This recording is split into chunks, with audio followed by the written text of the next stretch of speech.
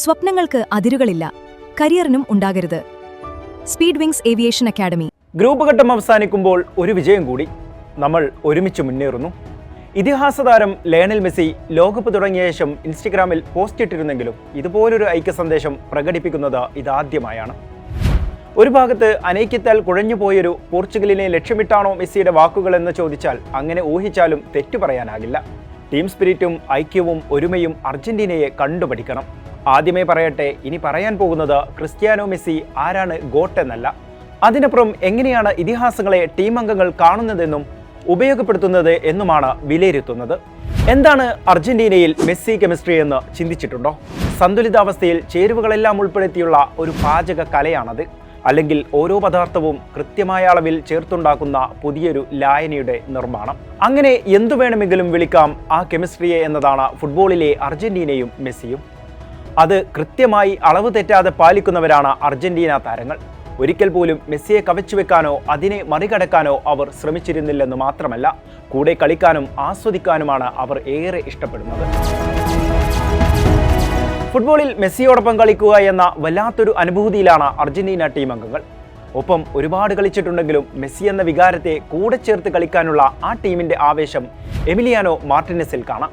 Rodrigo ഡിപോളിലും Julian ആൽവാരസിലും നഹുവൽ മൊളീനയിലും Lautaro മാർട്ടിനസിലും Enzo ഫെർണാണ്ടസിലും അങ്ങനെ ഓരോ താരങ്ങളെ എടുത്തു നോക്കിയാലും അത് കാണാനാകും. അവർക്കറിയാം മെസ്സിക്കൊപ്പം ഇത് ലോകകപ്പിലെ അവസാന ആട്ടമാണെന്ന്. അത് മനോഹരമാക്കുകയാണ് അർജന്റീന ടീം അംഗങ്ങൾ ഓരോരുത്തരും.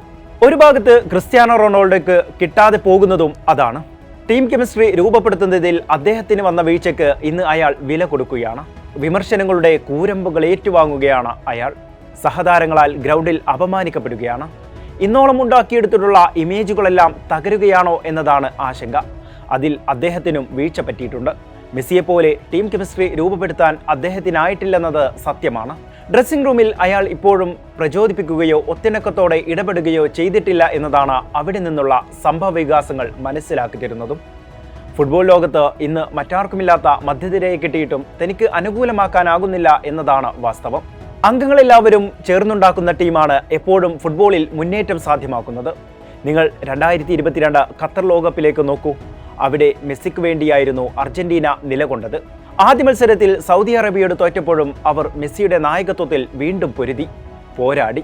പിന്നീടങ്ങോട്ട് തുടർച്ചയായ വിജയഘോഷയാത്രകൾ. വേർ ഇസ് മെസ്സി എന്ന് ചോദിച്ചവർക്ക് മുന്നിൽ അയാളെ കിരീടം കൊണ്ട് ഉയർത്തിക്കാട്ടി ഇതാ മെസ്സി എന്നവർ പ്രഖ്യാപിച്ചു. പരിഹാസങ്ങൾ ഏറ്റുവാങ്ങിയ മെസ്സിയെ അവർ കിരീടം കൊണ്ട് അനുഗ്രഹിച്ചു. ഫുട്ബോൾ ലോകത്തെ ഇന്നോളം കണ്ടിട്ടില്ലാത്ത ഇതിഹാസത്തെ അവർ അർഹമായ കിരീടം കൊണ്ട് വാഴ്ത്തി. അർജന്റീനയ്ക്ക് ഒരേയൊരു മിശിഹായായിരുന്നു അയാൾ.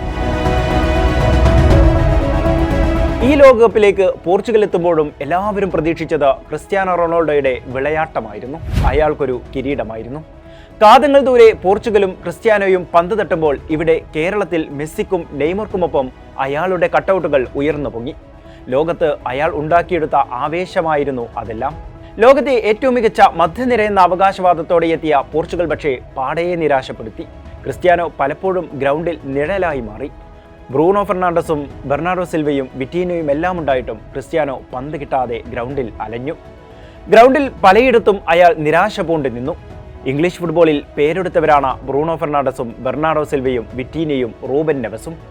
കൃത്യതയാർന്ന പാസുകളിലൂടെ ഗോളടിപ്പിക്കാനുള്ള കഴിവാണ് ബ്രൂണോ ഫെർണാണ്ടസിന്റെ മാന്ത്രികത. അസാധ്യമായ ഡ്രിബിളിങ്ങും പന്തടക്കവും അറ്റാക്കിംഗ് മിഡ്ഫീൽഡറായി രൂപാന്തരപ്പെടാനുള്ള കഴിവും ബെർണാർഡോ സിൽവയെ വേറിട്ട് നിർത്തുന്നു. ചെറിയ ഇടങ്ങളിൽ പോലും പന്ത് പാസ് ചെയ്ത് കളിക്കാനും നിയന്ത്രിക്കാനുമുള്ള വിറ്റീനയുടെ അത്ഭുത പ്രവൃത്തി വിഖ്യാതമാണ്. പോർച്ചുഗലിലെ പുതുതലമുറയിലെ മികച്ച താരമെന്ന വാഴ്ത്തുകൂടിയുണ്ട് വിറ്റീനയ്ക്ക്.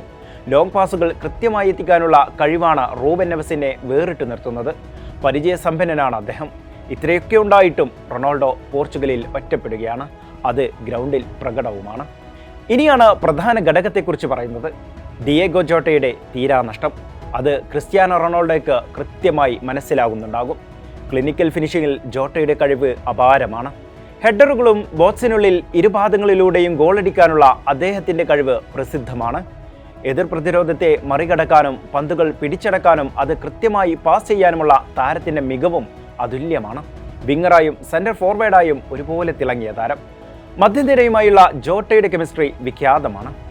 ബ്രൂണോ ഫെർണാണ്ടസിന്റെയും ബെർണാഡോ സിൽവയുടെയും പാസുകളെ വലയിലേക്ക് തൊടുത്തുവിടാനുള്ള അദ്ദേഹത്തിന്റെ ഓഫ് ദി ബോൾ മൂവ്മെന്റുകൾ ഏറെ കയ്യടി നേടിയതാണ്. ക്രിസ്ത്യാനോയ്ക്കൊപ്പം മികച്ച കൂട്ടുകെട്ടുണ്ടാക്കാനും ജോട്ടയ്ക്കായിട്ടുണ്ട്.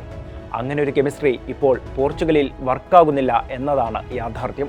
അത് ക്രിസ്ത്യാനോയേക്കാൾ തിരിച്ചറിഞ്ഞ മറ്റൊരാൾ കോച്ച് റോബർട്ടോ മാർട്ടിനസ് ആയിരിക്കും. തന്റെ ലോകകപ്പ് ഓപ്ഷനിൽ ആദ്യത്തെയാളായിരുന്നു ജോട്ട.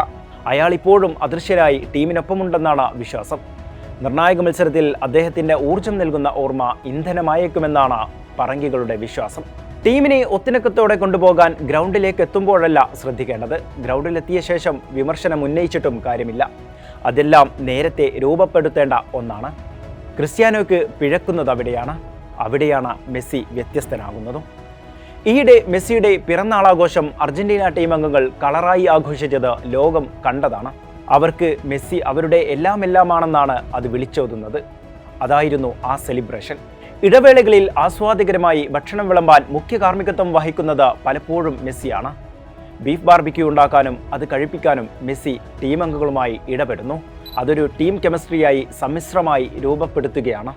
അതുകൊണ്ടാണ് ഈയിടെ മെസ്സി മാധ്യമങ്ങളോട് സംസാരിക്കുന്നതിനിടെ എമിലിയാനോ മാർട്ടിനസ് മെസ്സിയുടെ തലയിൽ ചുംബിച്ചു പോയത്. ഫുട്ബോൾ ലോകത്തിന് മെസ്സിയിലും അർജന്റീനയിലും ഒട്ടേറെ കാര്യങ്ങൾ പഠിക്കാനുണ്ട്.